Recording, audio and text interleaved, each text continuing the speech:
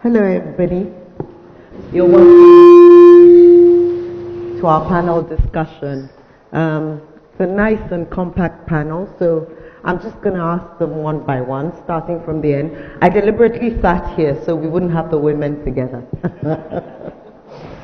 So I'll start with my first question to Mrs. Okoye. In your mind, what exactly does productivity represent to your organization, and how do you feel that you can really maximize the productivity of your people and the benefits that come from that productivity? I hope you guys can hear me. I know there's some.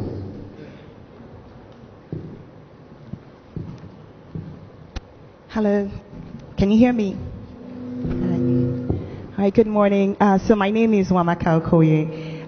Thank you for the question. I believe productivity is simply input and output. How much do you need to put in and what you get out for what you put in? That's how I would define productivity.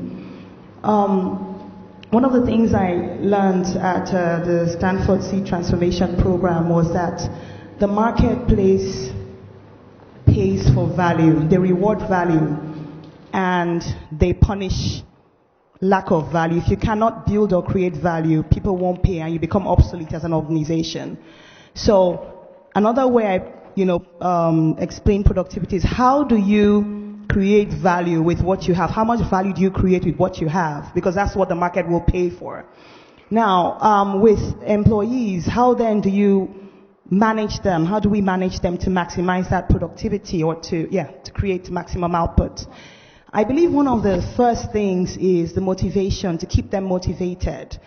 And the topic today is, other motivations apart from pecuniary benefits. So one of them is to give them a cause to believe in, the why. Why do we exist? Why are we together? What is the cause that we're working towards? That's why churches and, mosques are very, very, they're efficient, but the people are not paid. But because they have a reason, they have a cause to believe in, they will work really hard.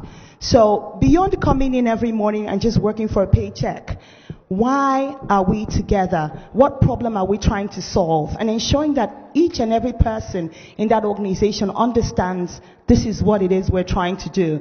I find out that people are very motivated when they understand why they're doing what they're doing. So another thing that we do at our accessories is we track productivity and we reward productivity. So we operate as a meritocracy. Now this involves really being detailed in how you manage things. So for example, our factory workers, because we manufacture furniture, we track them daily. And we track them daily on how prompt they are. We track them on their output, attention to detail, their attitude, and error rate. And every day everybody can see your score. And at the end of the month, we have a cutoff. If you get above a certain amount, you get a cash bonus. And if you get below a certain range consistently, you are put on probation. If you get above that certain rate consistently for 6 months, you get an automatic raise. So people understand that it's not about, just coming in and showing up. We're going to track what you're doing and how efficient you are. Another thing that we talk about is working smart and then hard. So figuring out what's the best way to do things, making sure that we give enough technology, enough direction to the people that are working with us. So if I'm a manager, I need to have thought out the task clearly and understand what I want the person to do. Align expectations, ensure they understand so they're not wasting time, really working very hard, but doing what they want or not, or what they think that I want or what the manager wants. So being sure that there's clear communication on what it is that you need for the person to do. I'll say there are many things I can say, but I don't, I'm sure there are other panelists here. But one other thing I would say that we do is try to provide good pastoral care. People will work hard and be productive if their mental stuff is sorted out, if they feel like you care, if their issues are taken care of. So, someone whose wife is in hospital dying is not going to come and work for you. In fact, they might come and they'll have an accident and get hurt. So we want to know what's going on in your life and how can we help, if there's any way we can help, and ensure that that aspect is taken care of. Because if it's taken care of and people understand that you care, they will work for you. People work for people. They don't really work for the paycheck. That's why Manchester is where it is now. Yes, it's true. It's the same people, the same team, and immediately they change the manager. What happened? It's a classic case of how management changes a team using the same resources. I'm not a football person. I'm not a fan of any group. It's just an example. Thank you.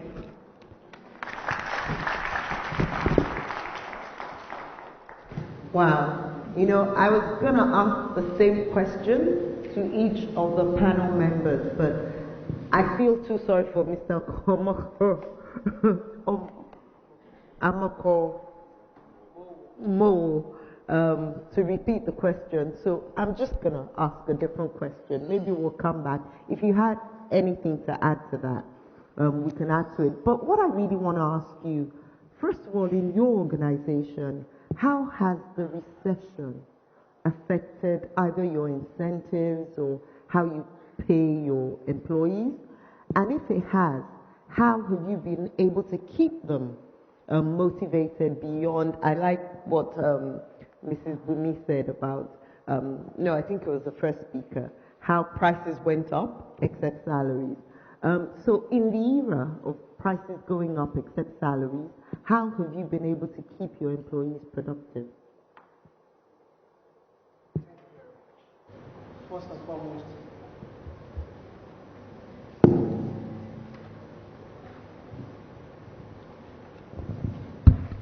foremost, I will need to clarify some two issues. We've defined productivity in so many ways, but the key factors that affect productivities, a lot of people have not looked into it. The first key factor that determines productivity anywhere in the world, the first one is discipline. A non-disciplined nation can never be productive. A non-disciplined family can never be productive. A non-disciplined entity can never be productive. So one of the factors affecting us in this country is a factor of discipline. If you look at it, when Buhari Diagma first came in the first era, 84, I think so, the first thing they introduced is war against indiscipline. It was seen that, yes, our lifestyle is a lifestyle of indiscipline. Why many people are not productive? Why many organizations are not productive? Why many countries are not productive, particularly in Africa? We are indisciplined. We need to check ourselves. We need to look inward. It's the first hurdle we must first cross. Then the other one is good lifestyle. Your health determines your productivity. A non-healthy person can never be productive. And your lifestyle is determined by you. Nobody determines your lifestyle for you. It's not expensive to live a good lifestyle. It's a matter of consciousness.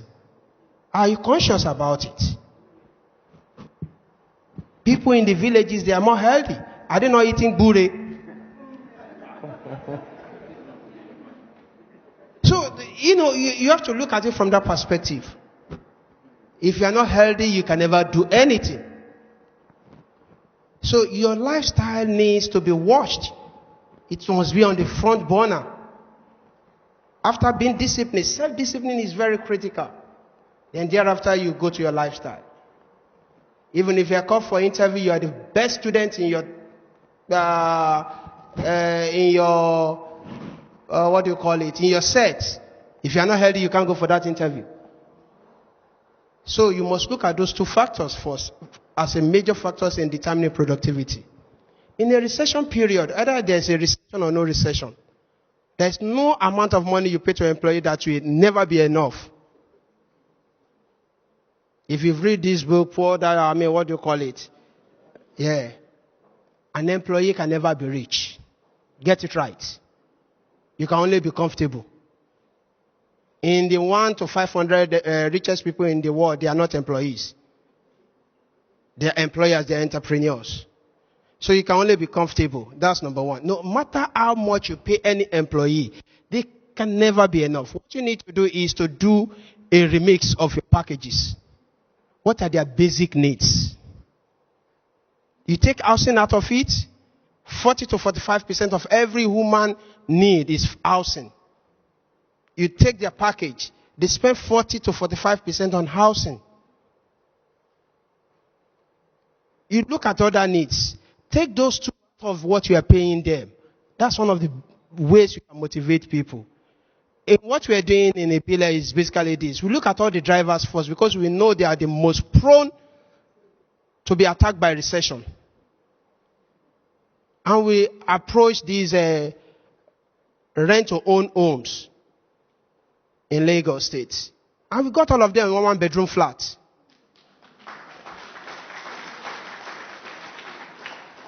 And we're not even taking it from their salary. What we did basically is that their productivity allowance, I don't pay them. I attach it straight to that rent-to-own. So you must look at ways to relieve ourselves. Not necessarily increasing salary by 20. It will never be enough. As you are increasing it, his lifestyle is increasing. And it will come back. If he's not been going to joint before, he will start to go.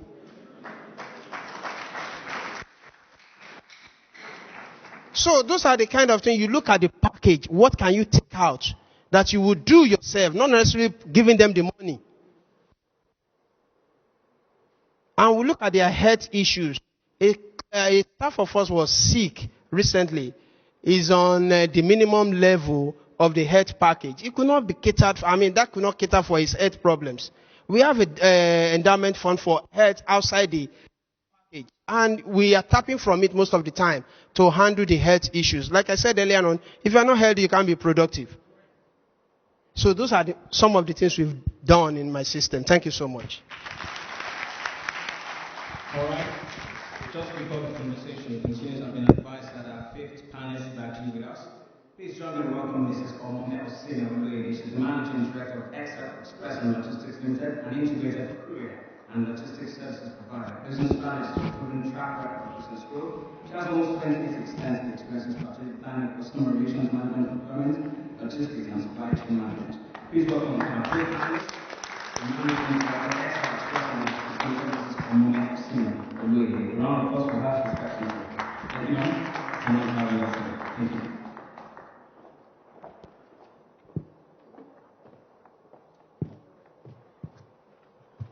You're welcome. Okay. We'll just continue with the questions. Mr. Amokomowo. Somebody who combines trading and bargaining. Oh, you should have said that in the first place. Amokomowo. Mr. Amokomowo really kind of answered my next question. Great non-pecuniary benefits, wasn't it? I hope you took notes. So I'm going to throw my previous question back at you, Mr. Atonda. So, Mr. Atonda, did you have to cut anything back in the recession? And if you did, what did you replace it with? Or basically just talk us through what happened pre-recession, post-recession in your organization.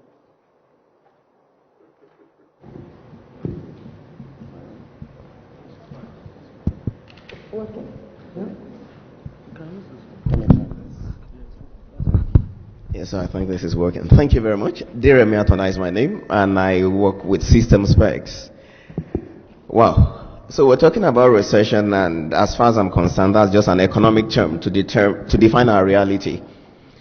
It's just a technical term that says an economy has fallen in 2 quarters, and then that happens. But within the general context of business, you will always have cycles, downturns and upturns. And so you want to put that within the context of my own industry, which is knowledge-based. In a knowledge-based industry, you are hardly thinking of recession because the brain is always at work. And so the definition of productivity in that instance And like he said earlier, we seem to forget the element of time. That's actually what everybody can be productive. The difference is what happens per time. And many of us can remember the invention of the telephone. Somebody patented it in the morning, another person went in the evening. Till today, that has marked the difference in the flow of revenues. And that's what happens in the knowledge space. So for us in the knowledge space, nothing has really changed. In terms of output, what you're expecting in terms of brain power. What needs to change is the response to that. If you're to determine or deliver something in 2 hours, 2 hours will not change. It's what you're able to do in 2 hours that you may need to change. And for factory lines, you may be thinking in terms of outputs measurable. When you're in the knowledge industry, you don't even need to be at work. You are engaged 24 hours. So the timeliness in the knowledge industry is about the output. 1 minute can make a world of difference. And so you want to keep your people up at that level, peak performance, at all times. And in managing that, you don't want them to be distracted. So in the knowledge environment, in the knowledge economy, the greatest challenge will be distractions. And so those are the distractions you can say can be an outcome of the economic circumstance. Many people in the knowledge industry don't work in there for money. It's about achievement, what they're able to do. And so you'll be surprised that you have repatriated skills in Nigeria who have done virtually everything else when they just want to come back here. So in an environment where the economic environment doesn't seem to be comfortable, it can affect performance and delivery, which is what we're terming productivity. And so how do you guide against that? First and foremost, you need to let employees know that it is a reality of life, that things will not always be linear. So it's fundamental that you engage and you let employees know we are in this together. There should never be a paradigm of worker and owners. Because without those employees, there's no business anyway. And so you need to let everybody know we are in this together. The business is going to be affected, individuals are going to be affected, but we need to together come up with options to deal with this issue. So we have those kind of engagements. The second thing is that the market itself will react. If the market reacts, changing jobs at that time is not going to change the situation. Because if you produce, you see, we can continue to be as productive as we were before the recession, but the market is not taking our product. So what do? Like you said, prices have gone up. There are some things that their prices cannot go up. If you try to increase the price of making calls today, you're going to see the effect. Because people are going to have their scale of priorities. The same thing about what we do, payments, even though it's a lifestyle. So once you understand that, it's just about sticking in there.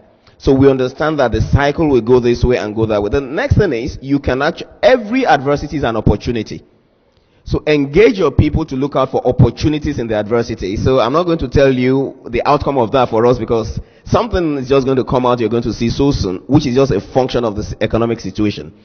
And so that's also coming from the people, because people think differently. What can we do differently to ride this wave? So those are some of the things we've done at our own end, but at the heart of it is making sure that people don't think they can do less because there's an environment that's challenging them. Thank you very much.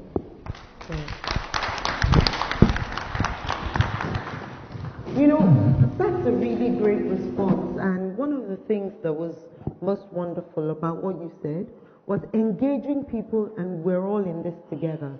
I find that the issue of, benefits and motivation, I find it's a really big discussion in Nigeria, and that worries me. Because a lot of the motivation is external. And when you start talking about those benefits, it's all external. But we all know that the real creators, the real drivers, are people that are motivated internally. So I love that bit you said about looking for opportunities and engaging everybody, to look for opportunities. So, Mr. Akintide, that brings me to my question to you. That there's a prevalent productivity issue in Nigeria. How, do you think this summit and what else, in addition to this summit, can really address, those issues? Thank you very much, moderator.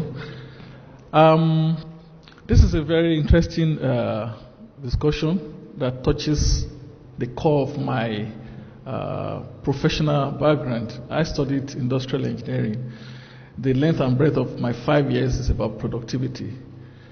And it's interesting that we're discussing about this today because if you look at productivity and the reason why it is some companies are successful and some are not is basic understanding of what does productivity mean and what are the roles and responsibilities of all the key parties to uphold a high standard of productivity. I will limit the key parties to two, the employers and the employees.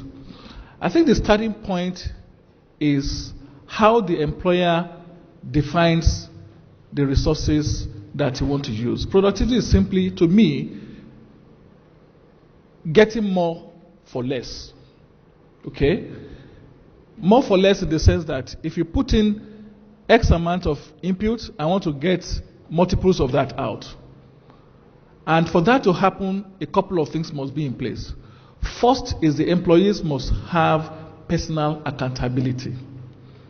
I don't want to have employees I will manage. I don't want to manage you. I'd rather put my resources and energy in motivating you for higher productivity. The day I discover that I have to put so much effort in managing an employee is the day you are out of the company, because I don't have the resources to manage people. I have the resources to motivate, and that will be more positively engaging for me. So if people take personal accountability seriously, I don't need to look after or watch over your shoulder whether you are doing your job, whether you are in the office or you are not in the office. Of course, the concept of time matters. You must be on your desk by 8 a.m. You close by 5 p.m. It doesn't matter whether because you worked late yesterday, you now say you want to come late today. It's not acceptable. Because what you are doing is dependent on the output and the input of some other people. So you must be on the desk within that period. Then the personal accountability determines the extra you do, and it's a question of resources. So on the side of the employer, I think the basic responsibility we have as entrepreneurs and the employers is to create the enabling environment for employees' productivity to be as high as you want it to be. And I look at the environment in 3 perspectives. Since we don't want to talk too much about the financial, I just mentioned one out of it. Not necessarily by increasing the employees' pay, because the higher you increase it, the higher bargaining power you give them, and the higher the chances of them misbehaving and taking it out of context. Because if you pay somebody 100,000, 200,000, 300,000, who tells you it's enough for him to spend if he has 3 wives and 5 girlfriends? So you can't determine that for him. He decides how accountable he wants to be to himself, to his family, and to the employers. So what people really, really care about is the equity of pay. I want to be sure that if I'm putting in certain amount of time and resources and energy to achieve this much for the organization, somebody is not earning more than he should earn relative to me. So people want to see an environment where there's transparency, there's equity, and there's fairness in their structure of remuneration. So an employer must define that and make sure it works. The second thing is about the social environment. The way you treat people actually goes a long way, whether they stay in your organization or they go out. And I give 2 or 3 examples. Number 1, when people are well bonded, we've discovered that people love to stay in an environment where they feel loved, where they feel challenged, where they feel empowered, where they feel appreciated. It's more than money for some people. If I come to work every day and everything I do is condemned, I feel stressed. My productivity will begin to go down. But if I feel that I'm appreciated, then I want to do more, hoping and believing that if the management is transparent and conscious of my contribution, reward will follow. Then I will put in more. The way you treat people also when they are in situations, in problems, also matters. How do you exit employees that are non-performing? How tolerant is your system to low productivity employees? If they discover that somebody is lazing around and he gets away with it, and at the end of the month or the end of the year, he feels, oh, because he knows the MD is going to get pay rise before me, why should I put in extra effort? So I feel cheated. So I think we also have that responsibility as employer, before thinking that until when we increase people's salary and increase it, that they will make them stay. No. Make sure that people understand that productivity is being measured and productivity will be rewarded at the appropriate time. So these are the little contributions I have at this stage. Thank you.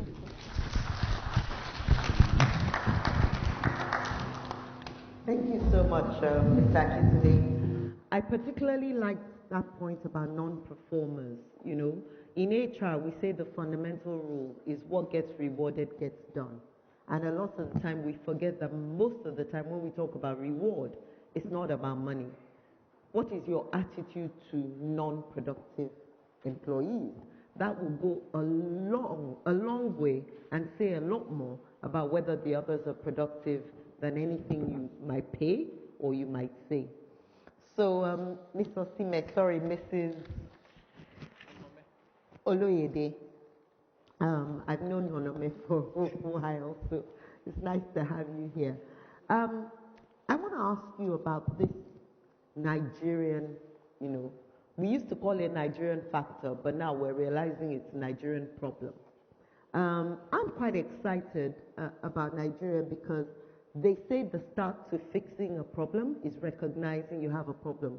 I think this is probably the first time in our lives as Nigerians that we have all collectively accepted that there's a problem. Now, what do you think? How do you think we can reverse this laissez-faire attitude to productivity? You find employees running away from organizations that have a strong work ethic where they have to produce. So how do you think as a nation we can reverse the thread? Thank you very much. I run a courier company, a logistics company, and I have a staff strength of about 200 people. But of these 200 people, majority, about 80% of them are dispatch riders. And if you know anything about dealing with junior staff, they are the most difficult cadre of people to handle. Now, this complacency that you're talking about has been prevalent in Nigeria long before now.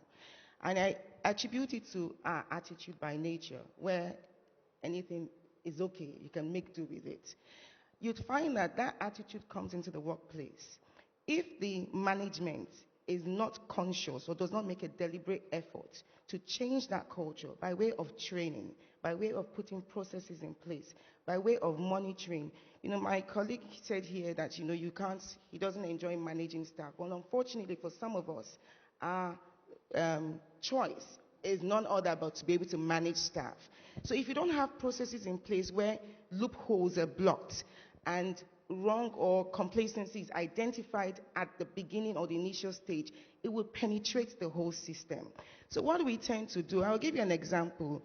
I have as many motorcycles as the dispatch riders use. And every month you see the same motorcycles that were probably bought at the same, not even probably. Once I bought 80 motorcycles, for example, at the same time to distribute. The maintenance of those motorcycles for some dispatch riders every month does not cost more than 10,000. For others, it's costing about 50,000. And it's not because they are different brands or one is inferior because it was bought from the same manufacturer. It's simply use. It's simply the attitude of taking ownership of your role and looking after your assets or resources like it is yours. Those are the things that attribute to lack of productivity. A man who just feels, I'm just working to get my 30 days pay.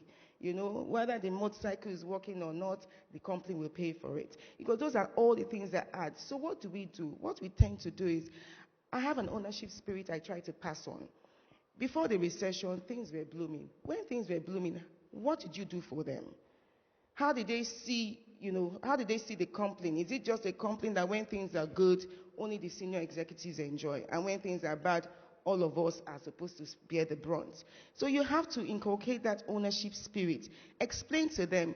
And one thing you have to understand also, to be able to, because in every recession, people need to readjust themselves, maybe by way of expanding your product line. Look for opportunities, because I think in every bleak opportunity, there's a line in there.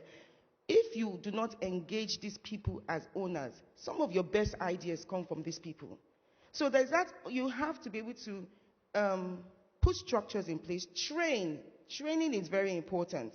My understanding of productivity may be different from hers. So if you don't train and put in them the understanding of your expectation of them, as well as equipping them mentally to be able to handle that, then I don't think you have done justice to gain that productivity from your staff. So for me, what I would say in summary is that, first of all, that complacency, it has to start from us. Us as the employers or the entrepreneurs. How have we set our standards? Are these standards also attainable? Because it's not point asking your staff to produce something from nothing. So when you say, are they attainable? Have you put the resources in place? The training, have you ensured? And when you say training, it's not just to train once. Unfortunately, for people like us, we constantly have to train, retrain, and retrain. Because you train somebody today, he forgets tomorrow. And aside from that, when you find that if you also happen to have high attrition in your system, you always have to be on the guard. Because when you are dealing with people, especially I keep saying the lower cadre of staff, they are very impressionable and they are easily influenced. So if you are getting new people in, please immediately induct them into how your system works, or else you would find someone who probably is bringing in some bad attitude to spoil all the eggs that you have been, guarding. So in summary, what I would say is, like I said, it has to start from the top. You have to be able to pass on that culture, because I think a corporate culture also helps. You'd find somebody, maybe if he goes to Chevron, he would adjust himself. But if he's somewhere else, he feels, oh, this is the Nigerian environment. So the point is that culture can be embedded in your own company, whether or not it's a Nigerian company. You have to let them believe in your vision. And you have to also show, you have to translate. When I say they believe, it's not just saying it. You have to translate for them how you want to achieve this. And the benefits, it must trickle down to the bottom. So what are the benefits? For example, now I'll give you the answer to my motorcycle problems. I said the time I did an audit, I had a standard. If you have repairs more than this amount of money, you will pay for it. If you come with repairs less than this amount of money every month, you get an incentive. These people, unfortunately, the only thing they understand is Naira and Kobo. It's true. They don't. When you speak too much English, they just look at you and say, does she know what I'm going through? Not knowing that your problem is probably worse. But, that's what they understand. So you need to speak the language they understand, And like I said, training is very important. And you have to keep retraining them and, ensuring that they don't miss out on, what it is you want them to achieve.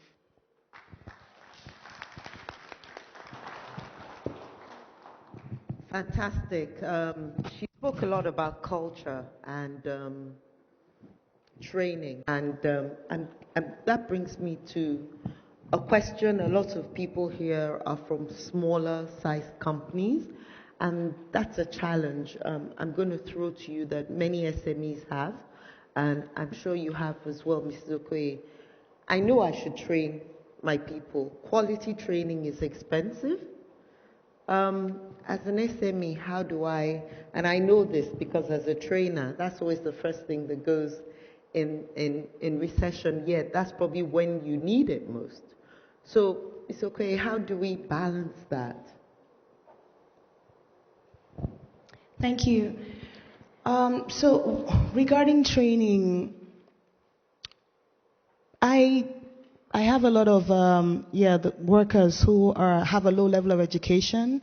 I also, the factory workers, and then we have the management. So the approach is different for them. What may work for the lower earning workers, or the not lower earning but just lower level of education workers, is very different from what works for the higher level of education.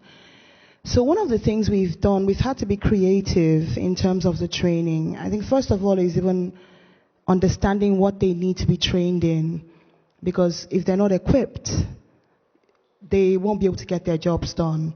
And there's frustration because everybody wants to feel like they're going to work and they're doing something of value that is valued because it's their sweat. And they're set up for failure if they're not equipped. So it's first of all even looking to see what are the needs. And then seeing, is there any way internally we can provide the needs? So we develop a lot of material internally for training. It's not really necessarily about calling someone from outside to train on these things. I spend a lot of time reading and I write material. You know, anytime something happens, especially when something goes wrong, I always say, why did it go wrong? What can we do to avoid it next time? And then, was it a problem with the system and process, or was it just implementation? Maybe someone didn't do what they should have done. If it's a system, we change the system, and then we start all over again, talk to everyone and say, okay, this is what we should do differently. We don't take it as, okay, you're stupid or you don't want to work hard. We assume that you want to work hard. So one of the things is to develop material internally. The second thing is even just having that value, that you want to add value to the workers. One of the promises I make to the people that work in house accessories is that when you come in, for however long you stay, when you leave, you must leave improved. So our goal is to improve you as an individual. So we do weekly trainings as well, seminars, and so everybody's training everybody. If you have a topic that you want to teach on, you have to research it, and then you let us know. So we provide lunch on that day for 1 hour, and different people take different topics. So it could be about goal setting, and it'll be someone that just said, I want to teach about goal setting. And they'll research, you do the PowerPoint, and everybody sits around and we listen to it, and we ask questions after. So that's something else that we do. And third thing, of course, is you just need to have a budget for training, regardless of how difficult things are or how tight it is. Understanding that it's essential that you train people. Some people stay because you're training them. They may not be paid as highly, but they know that if I stay here, they're going to give me things that when I go, I will take with me. I will not leave here. So it's worth spending that time and putting it in there.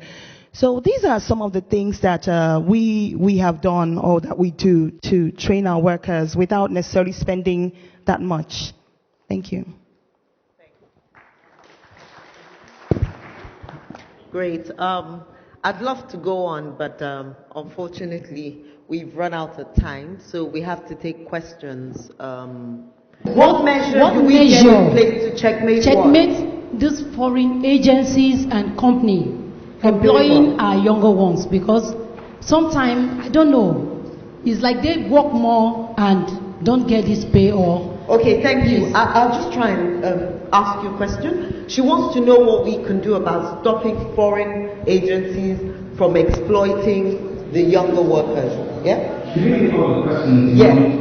Yes. Okay. So that's question one. Okay. Question two.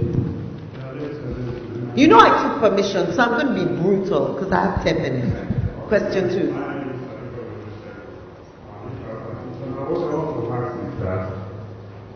What can you do in an organization that combines both the whole generation, baby boomer, and the new generation? And whether it's difficult for you to change as an national manager, their structure, despite the fact that you're introducing a lot of measures.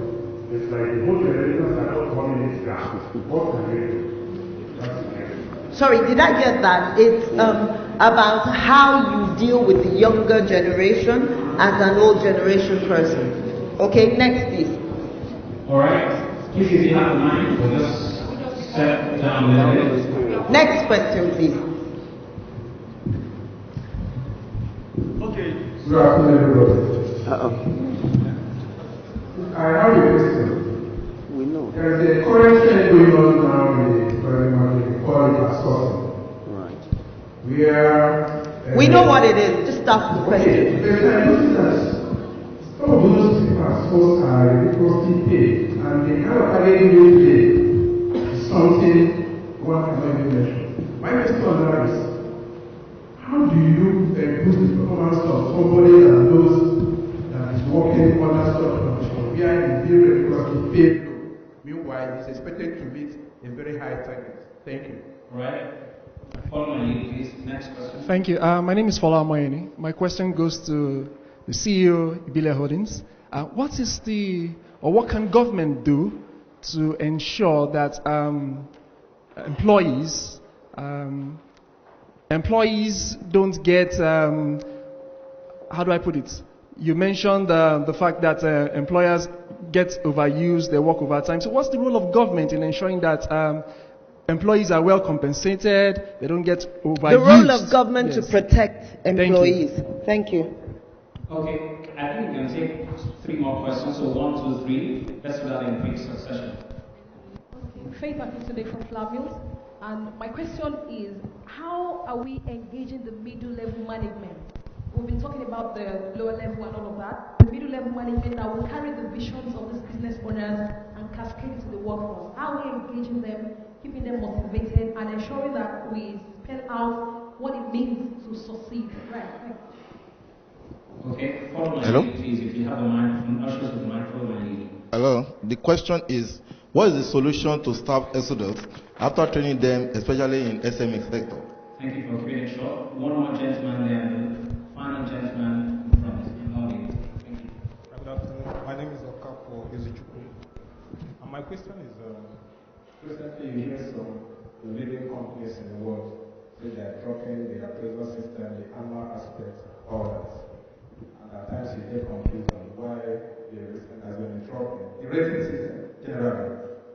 And this is one of the things that we need to, as we use to raise employees' performance and all that. So, I don't know if you can assist me with clarification on that. Sorry, what's the question?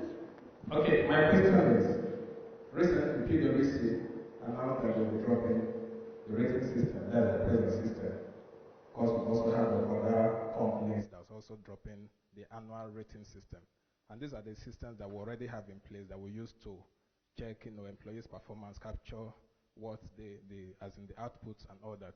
At times you get confused with some of the articles that are we now saying that checking or using measuring productivity is no longer important also. The gentleman in front, given the microphone, of course, I don't see any other hands up, so I'll give him the final question. Thank you very much. There's a trend that I've observed among the employees over time. While then an organization, they also try to manage their business. And I know many of us are in that shoe because they said we should become an entrepreneur. What advice would you give to us to manage your business within an organization? How should the employee handle his own? How should the employer relate with such a situation? Thank you. Thank you very much. Okay. Thank you so much. I'm going to start with Mr. Ibile, with Mr. Amu. I'm going to start with Mr. Amukomo from Ibile Holdings. Forgive me. The questioner wanted to know what you feel the role of government is in protecting employees from exploitation by workers.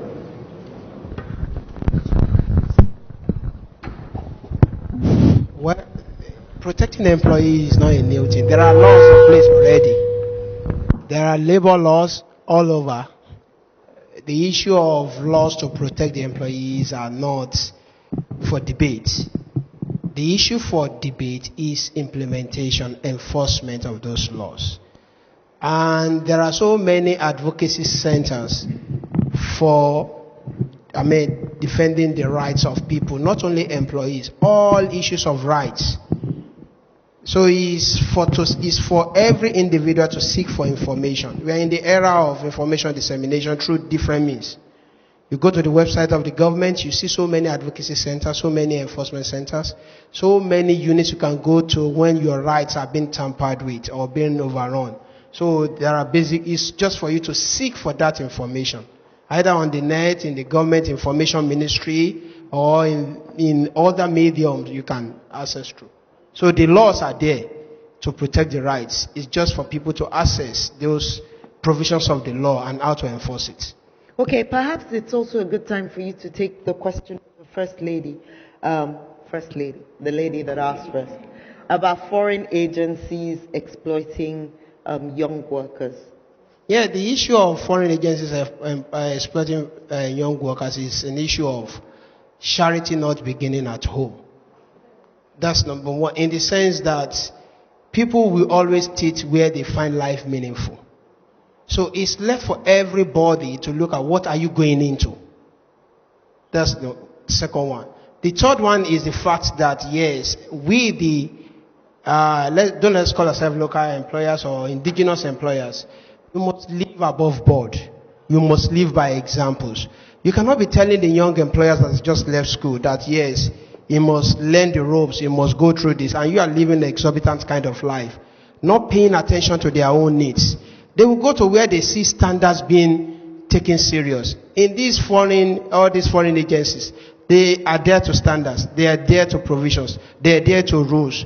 But we indigenous employers, we indigenous provider of services and co, we don't adhere to rules, we don't adhere to standards. It's one thing to say something, it's another thing to do another thing. So we must show as an employer, as an entrepreneur, these are the rules, and you must live by that rules. You must lead by that examples. By that, they will see it that, yes, what am I looking for in that place? It's here also. So you must start by saying, okay, I'm leading by example. I promise you 5,000. You can imagine where teachers are not getting salary and some governors are living flamboyantly. So when they get job in Saudi Arabia to come and even clean, they will go. So we must also, okay, this is what examples. You cannot be saying there is no money to pay salary and you go and buy Rolls Royce. There is a school, the proprietor of the school has not paid salary for 6 months. And she went to buy Rolls Royce. I met her on a flight. She was flying first class. And she said, will I kill myself? So you look at that. If an employee is in that situation and he or she sees an opportunity in foreign agencies to recruit him or her to come and even do cleaning job, where standards will be adhered to, rules will be followed, he will go. So we, all entrepreneurs, we the leaders in organization, must live above board. We do the talk, we walk the talk that you are talking about. That's the critical issue. Thank you. Thanks. Great answer. I also want to weave it back to why we're here, productivity.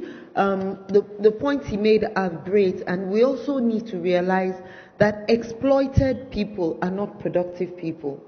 Demotivated people who are watching you on a Rolls Royce when they haven't been paid are not productive people. So it's hypocritical to look for productivity while, we're doing those things. Thanks very much. The next question, how to deal with the millennials, is what I called it, even though the person said how to deal with the younger generation.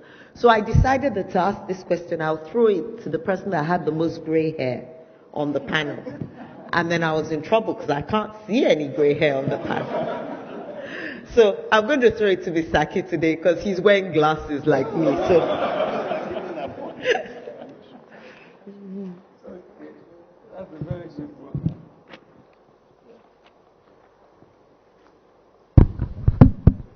Okay.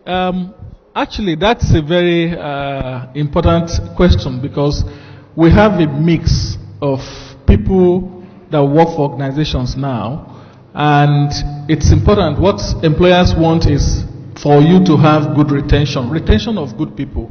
You don't want to retain non-productive employees. So if you retain people, they can join you from when they are young till when they become old. Therefore, we have a challenge to understand the motivation factors for different cadres of people. And if you don't, you may be applying a motivation approach to the millennia that is not appropriate for them. I know I dropped a very, very controversial statement when I said I don't like to manage employees. I like to motivate them. As a matter of fact, it's, for me, key. You lead people. You manage resources. Resources, when it becomes people, you're actually managing the process around the people. So when they say human resources management, it's human resources process management. I don't want to manage somebody who is not fired to work.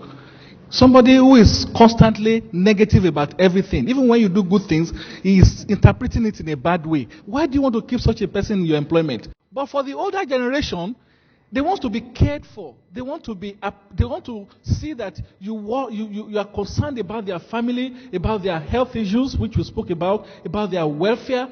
If you give those resources to millennia, you are wasting your time, because the guy just wants to, he wants to express himself. So we must give them that enabling environment to express themselves, to be who they are, and manage situation around them that controls the exuberance which is likely to come with it, but don't punish them for it. Allow them to make mistakes and correct them, help them to develop into maturity.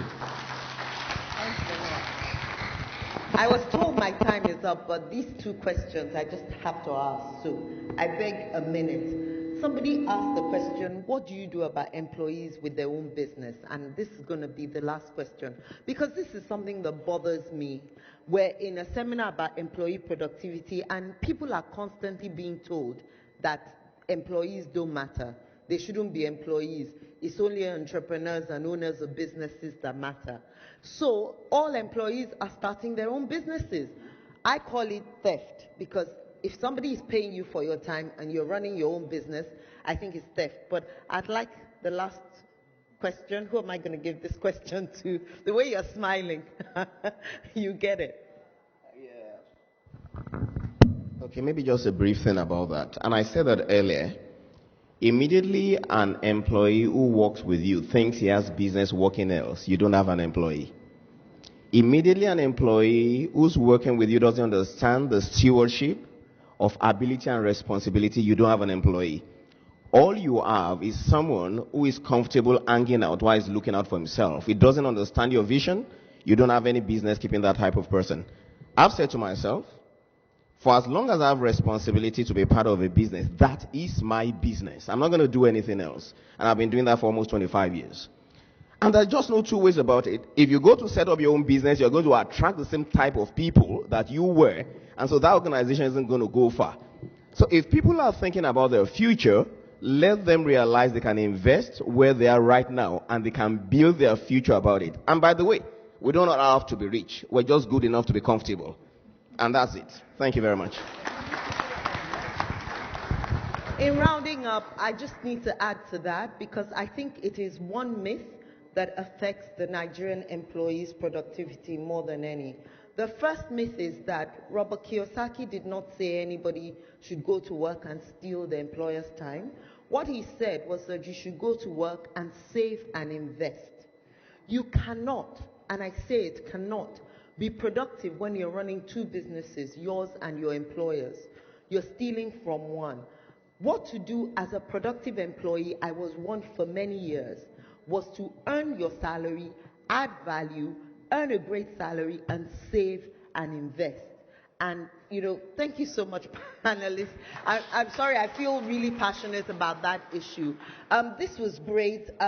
There's so many great things that came out from this. Unfortunately, we don't have enough time for me to summarize, but I got amazing points from the panelists. So what we'll do is we'll disseminate them on social media. Thank you so much, all of you. It was wonderful. Thank you. Ladies and gentlemen,